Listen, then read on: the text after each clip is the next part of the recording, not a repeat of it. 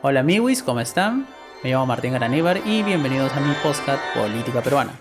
En este podcast analizaremos y comentaremos las últimas novedades sobre la política peruana. Sin más que agregar, empezamos. Más que nada, este es un podcast dedicado a los amiguis, digamos, de derechas, muy de derechas, extremadamente de derechas y más para la derecha, ¿no? Porque esta gente como que empieza a decir, oye, pero ¿cómo vas a negociar con violentistas? ¿Cómo vas a negociar con terroristas? Si son terroristas, mira, están financiados, mira, van en 4x4, tienen caravanas de combi, etcétera, etcétera. Entonces, este podcast más que nada va dedicado como para esta gente que es más o menos increíble, no conoce las dinámicas de las marchas o movimiento social, digamos, porque tampoco hay que idealizarlo, no es que esto sea algo totalmente espontáneo, no lo es, mano, no es algo totalmente espontáneo, pero tampoco es que tenga una organización así cuasi militar y que estén preparados para la guerra, etcétera, etcétera, sino que es un conjunto, una aglutinación de diversos movimientos que se han agrupado de diferentes maneras, así que sin más que agregar, empezamos para esta explicación de cómo es para gente más o menos ingenua o incrédula o que no sabe nada de derechas. Así que aquí vamos. Ya, entonces hay que desmentir mitos más que nada, ¿no? Mito número uno. La gente no sabe por qué protestar y necesita un líder que los guíe. Y eso es falso. O sea, no es que la gente sea bruta o estúpida en el sur del país o en cualquier lugar donde se manifiesten contra el gobierno. Tienen conciencia, obviamente, saben de lo que está pasando. Pueden tener una visión de la realidad errada o no, eso ya depende más que nada del criterio de cada uno, pero ellos tienen una concepción de realidad, han visto cómo se ha desarrollado, digamos, todo este periodo desde las elecciones, y como lo comenté en un podcast anterior, obviamente ellos han visto que literalmente su voz y su voto ha sido tratado desde Lima de una forma, digamos, muy inferior o que simplemente no al igual que el de ellos. Entonces, ¿tienen motivos para estar más o menos encabronados? Sí, y lo tienen, obviamente. Y esto es justamente viendo las actuales situaciones, es lo que los motiva en primer lugar a salir. En segundo lugar, ¿hay componentes organizados? Obvio que los hay, sí hay componentes organizados, eso no es ningún secreto para nadie. Se organizan de diferentes maneras, en frentes de barrio, frentes comunales, frentes de defensa, asociaciones culturales, por ejemplo, en Juliaca, Puno, hay mucho de eso. Entonces, es gente que tiene una organización desde muy chibola, por ejemplo, se organizan de diferentes maneras para diferentes fines o propósitos. No necesariamente tienen que ser políticos, pero cuando hay estas situaciones, estos, digamos, modos de comunicación y o organización se activan en un modo político, obviamente. Entonces se coordina eso con muchas cosas. Entonces cuando tú ves hay una marcha ya tienen planificado un recorrido, tienen planificado un punto de encuentro, tienen planificado diferentes acciones. No es que todos hagan lo mismo ahí. Y entonces, como estamos viendo, es que no haya una organización central, ¿no? No es que haya un, digamos, un comité único de lucha que va coordinando todas estas cosas. Es algo un poco más descentralizado, que coordinan entre ellos, sí, ¿no? Pero quien toma la decisión final son todos. Es un sistema, digamos, más asambleísta, más comunal, diferente a lo que ha sucedido generalmente en Lima. Tradicionalmente estamos más en una tradición sindical, entonces eso es una cosa que lo organizan más desde arriba abajo, ¿no? Acá es algo totalmente diferente. También se organiza de abajo para arriba. Obviamente arriba lo organizan un poquito mejor, planifican un poco mejor, afinan detalles, pero no es que sean los que ellos agarran y digan esto se va a hacer así y todo el mundo acata, no. Hay diferentes formas en las que las poblaciones se manifiestan y participan en las marchas, en los paros, etcétera, etcétera, ¿no? Algunos se les convence, otros van en bloqueos de carreteras, otros son los piquetes que están ahí, otros dan apoyo, es diferente, las lógicas son muy diferentes en Lima y en provincia. Y eso que en Lima también, eso se vio muy claramente en las marchas de Merino, era algo totalmente desorganizado, ¿no? Cuando, digamos, se trató de culpar a alguien para las marchas de Merino, que es lo que se está tratando de hacer ahora, siempre se busca como a un único responsable, ¿no? Un líder, por así decirlo, entre comillas. Acá no hay un único líder, hay muchos líderes, hay muchas personas que son representantes legítimas de las poblaciones que están reclamando de los ciudadanos, de los colectivos, que son colectivos diversos, como ya los he dicho, pero ahorita la indignación hace que estos colectivos que generalmente no coordinarían y harían acciones entre sí, coordinen entre ellos. Mito número 2. Son terroristas. Nah. Obviamente que no, pedir una asamblea constituyente, pedir el cierre del Congreso, que ya lo vimos por un tema de adelanto electoral, pedir la renuncia de Dina Boluarte, por ejemplo, no es hacerte terrorista, obviamente, ¿no? La gente tiene bastante claro qué es lo que quiere, ¿no? Porque uno puede estar de acuerdo o no con lo que ellos pidan, pero, por ejemplo, el gobierno no se puede excusar en decir, no sabemos lo que quieren. Mano, ellos ya han expresado claramente qué es lo que quieren. Quieren la renuncia de Dina Boluarte, o sea, Dina pa' tu casa. Y después a la cárcel. 2, quieren que este Congreso se vaya ya. Ya no es mañana, obviamente, ¿no? Sino que se haya un adelanto electoral que sea lo antes posible para que este Congreso, junto con ese adelanto electoral, se larguen también.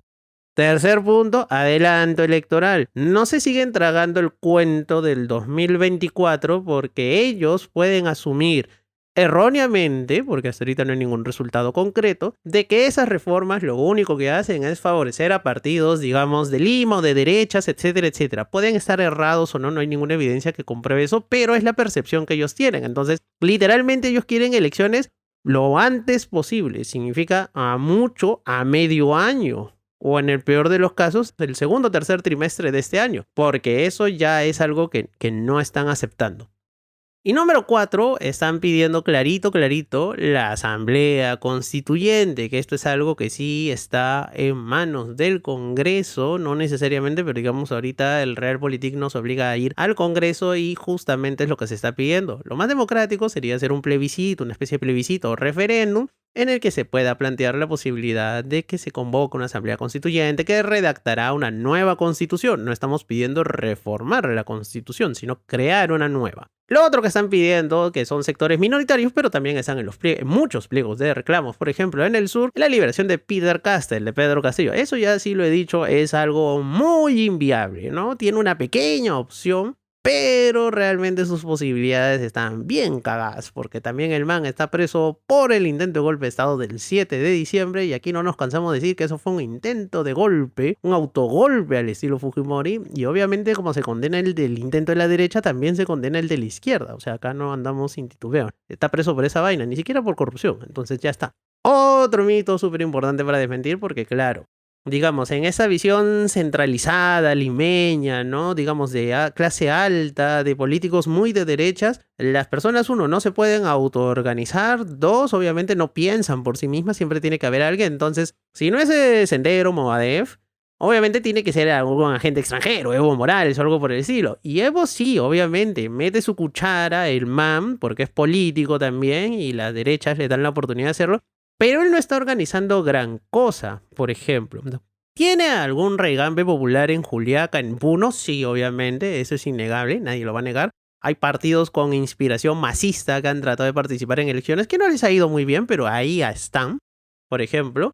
Entonces, de que ha metido su cuchara en parte, sí, pero que él es el cabecillo, organizador, conspirador, el que está detrás de la sombra haciendo algo, no, eso es ya darle demasiado crédito y creo que más bien Evo está aprovechando eso y lo está disfrutándolo, ¿no? Un poder que, por ejemplo, en Bolivia ya lo tiene bastante disminuido, en Perú se lo están regalando. Entonces, no, mano, ¿tiene un poco de influencia? Sí, pero ¿es el líder atrás de todo esto? ¿La mente maquiavélica? No. Tampoco. O en otro también se acusaron a los subprefectos que nombró Castillo. Entonces, un subprefecto tiene otras funciones. También tiene funciones de coordinación, todo esto. Pero como vuelvo a decir, estos núcleos, digamos, de población son bastante descentralizados. Gozan de bastante autonomía. Coordinan entre ellos, sí, pero coordinar a través de un prefecto o de un político afín al MAS, por ejemplo, no hace ser de que esta gente obviamente siga las indicaciones que esto les da. A veces es más bien al contrario. Uno de estos dos convoca una REU, va la gente, ellos tienen una agenda y al final en comité, en asamblea se decide otra cosa, obviamente, que tiene que ver más con los intereses de la gente. Esto es algo que está pasando bastante ahora. Por eso es que, digamos, en las peticiones, en los pliegos de reclamos, en los pliegos de lucha, la petición de libertad Pedro Castillo es la última de todas las que proponen. Sí es la más importante porque la proponen como último, no como primer pliego de reclamos. El primero es la renuncia de Dina Boluarte, por ejemplo. Porque esta gente obviamente está tratando de imponer una agenda, no lo ponen, pero tampoco para excluirlos es que no los ponen, ¿no? Pero los ponen al final. Entonces es algo que hay que tener muy, muy en cuenta, ¿no? La última mito, por ejemplo. financiados por narcotráfico, cocaleros, mineros ilegales, madereros ilegales, cualquier actividad ilegal, ¿no? Es verdad que en esta zona del sur del país hay bastante actividad ilegal, sobre todo en Madre de Dios, Puno, por esa zona de ahí, contrabando, minería ilegal, bastante minería ilegal, sobre todo en Madre de Dios, pero esta gente obviamente vive de la pasividad del Estado. Digamos, las personas que están implicadas en actividades ilegales pagan mucho dinero y pagan redes de corrupción a nivel policial, a nivel de ejército, a nivel judicial y a nivel político. Entonces no nos debe sorprender de que muchas autoridades estén ligadas, y muchos fiscales y tombos estén ligados a eso. Entonces, esta gente más bien no sale a protestar porque les cagan el negocio, pues, porque más bien cuando hay este tipo de caos social, mandan agentes de Lima. ¿Y eso qué implica? Uno, que las redes que ellos ya han construido pues no se sigan sosteniendo mucho en el tiempo. Y dos, no les sale a cuenta económicamente porque eso implica pagar más soborno. ¿Tú qué crees? Que el de Lima va a llegar y va a decir, ah, manito, mire, ilegal, ¿no? Haciendo actividades ilegales, organización criminal. Ajá. Te va a meter preso, te va a decir, ya bueno, ¿cuándo le pagas a él? Sí. Pues a mí me pagas. Y listo, se acaba. Y por eso les digo, es que a esta gente que más bien está ligada a actividades ilegales, no les conviene para nada que llegue gente de Lima, ¿no? Que lleguen refuerzos de Lima. Eso es lo que ellos, lo último que piden. Entonces acá estamos viendo unas cosas, ¿no? Primero, de que no están ligados al Modadef, no están ligados a Sendero, que puede haber uno que otro dirigente ahí, sí, pero generalmente son residuales. Se lo dice alguien que está en 1 millón de marchas, un montón de marchas, y siempre vas a ver a la misma flora y fauna de gente, y siempre va a haber uno que otro huevón del Modadef, y siempre los mandan a la mierda, en la gran mayoría de los casos. Se les escucha así y después a tomar por culo. Así de simple. Dos, ¿están ligados a narcotráfico? No. Narcotráfico anda por otras zonas, mano. Para empezar. ¿Están ligados con actividades ilegales? No. ¿Están ligados al MAS, Evo Morales, etcétera, etcétera? Muy, muy, muy, muy, muy poquito.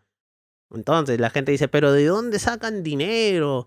Los he visto en camionetas, en combis, movilizándose. Mano, tú, de verdad, deberías de ir algún día a una marcha en tu vida porque estos, como ya expliqué, comités, asociaciones, fundaciones, club de amigos, clubes departamentales, provinciales, distritales, manejan fondos desde siempre. Y obviamente utilizan estos fondos para sus actividades principales. En estos casos también utilizan parte del dinero, recaudan dinero, dan donaciones. Cuando tú vas a una marcha, tú siempre vas a ver ahí, olla común y todas esas cosas se autofinancian la mayoría de las veces. Marchas de sacrificio de Lima, por ejemplo, tienen un determinado plazo de tiempo porque también no es que le sobre el dinero a esta gente tampoco, ¿no?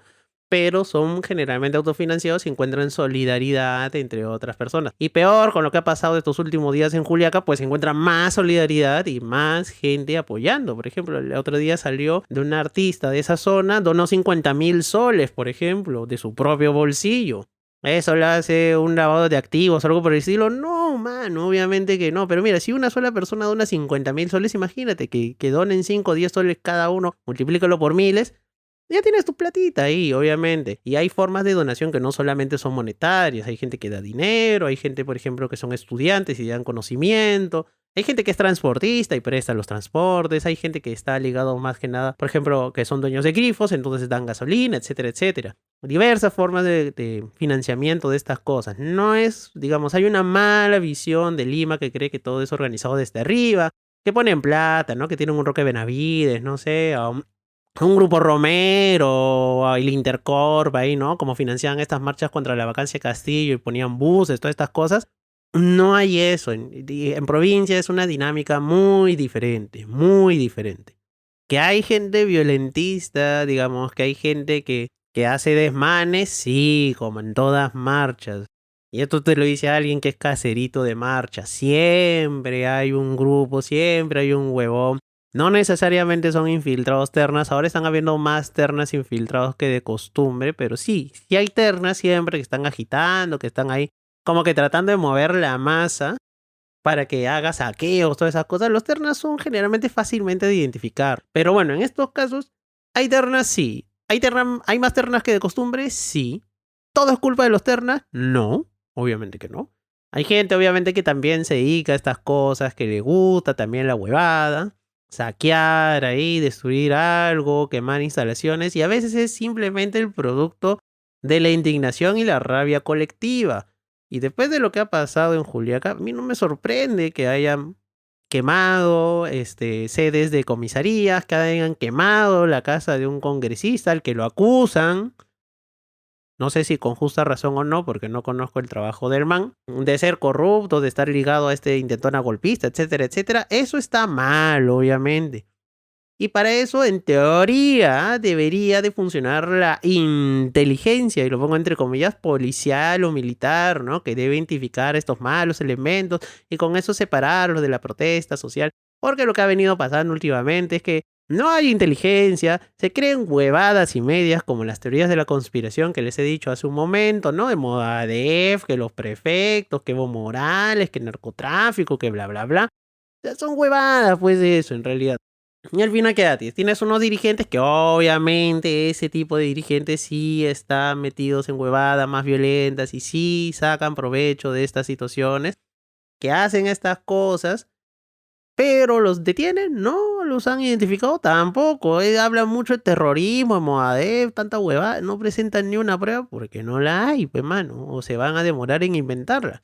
Entonces, tú tienes estas cosas y obviamente tienes que identificar a los responsables, a los elementos revoltosos, a los que originan daño a la propiedad privada, y se les detiene, se les procesa y se les condena. Pero no vas a estar metiendo bala a diestra y siniestra. ¿Ve? Por ejemplo, los fallecidos en Juliaca, hay una chica de 19 años, era estudiante, estudiaba en Cochabamba, en la universidad.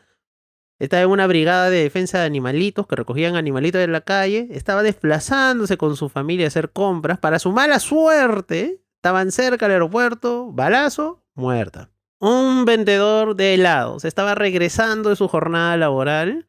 Mala suerte, se topa con la protesta, muerto. Un chico de 22 años que había ahorrado lo suficiente para ingresar a estudiar mecánica y estaba regresando a su casa, ¡pum!, muerto. Un estudiante de medicina con su uniforme de doc, o sea, no me jodas, ayudando heridos, o sea, él sí está en la manifestación, pero era parte activa de la manifestación, no, él estaba ahí con una brigada médica. ¡Bum! Balazo, muerto. Estos 4 casos, por ejemplo, son de 4 fallecidos en Juliaca, el día 9. Y ellos estaban siendo parte activa de la protesta, o sea, estaban ahí tirando piedras con su cartel, abajo Dina Boluarte, esa hoja. No, ninguno de ellos. Y los 4 están muertos. Entonces, obviamente, la inteligencia policial no está funcionando, querido amigo de derechas.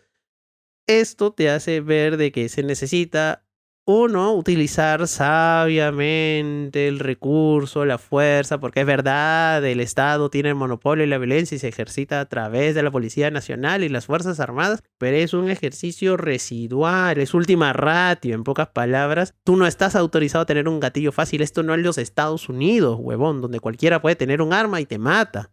Imagínate que esto fuera Estados Unidos, puta madre, esto estaríamos cagados, menos mal no somos Estados Unidos. Y tomar activos críticos tampoco es motivo para que dispares indiscriminadamente y estés matando un culo de personas que no tienen nada que ver en la protesta. O sea, una cosa es que los manes estén ahí tirándote piedras, esas cosas ya, puta. Por último, que los arrestes, que los muelas a palos, que los llenes o sea, que tires gas lacrimógeno, aceptable, porque en fin, están en la protesta, están alterando el orden público, atentando contra la propiedad privada o pública, bla, bla, bla. Pero que mates un montón de gente que no tiene nada que ver en la protesta, y esto no solamente en Juliaca, en Ayacucho pasó lo mismo, en Abancay pasó lo mismo. Entonces, esa ya se está repitiendo una constante. Recuerden, amigos, hay 45 muertos hasta el momento. Dina Boluarte tiene el triste récord de tener más muertos que días en Palacio. Eso es inaudito en cualquier lugar del mundo. Eso es inaudito. Tienes más muertos porque tienes en promedio un muerto cada 20 horas. Obviamente esa estrategia no está funcionando y eso es parte de los mitos que se están repitiendo, ¿no? Porque digamos, para el gobierno está bien, ¿no? Es el principio de autoridad, vamos a restablecer la paz, el orden, bla, bla. La paz la restableces en base a muertos, mano. No es la respuesta, obviamente. La paz la tienes que restablecer en base a diálogo. ¿Y cómo logras diálogo?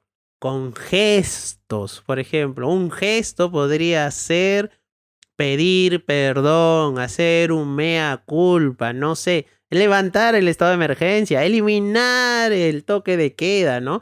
¿Cuál es tu respuesta? Tienes un culo de muertos, 18 muertos en un día y tu respuesta es, más mano dura, justificar las balas y decir, no me van a doblegar, voy a ser más represivo, ¡pum! Toque de queda. Por eso cuando mandas a tu comisión de alto nivel, los mandan a la mierda 2 veces el mismo día. ¿Cómo quieres negociar? También no seas cojudo, de verdad.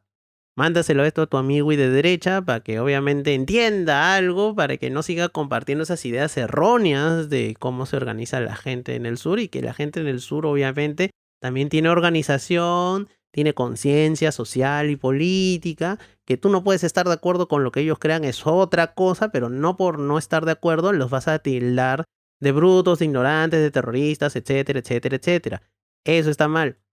La base de la convivencia social es el diálogo. Y el diálogo no viene antecedido por balas, porque así no es diálogo, así de simple. Entonces, bueno, eso es todo por ahora y me despido, que tengan una buena semana y ojalá no haya más muertos. Pero después de lo que escuché ayer o tal, lo dudo bastante. Así que nada, nos vemos en la próxima. Bye bye, amiguis.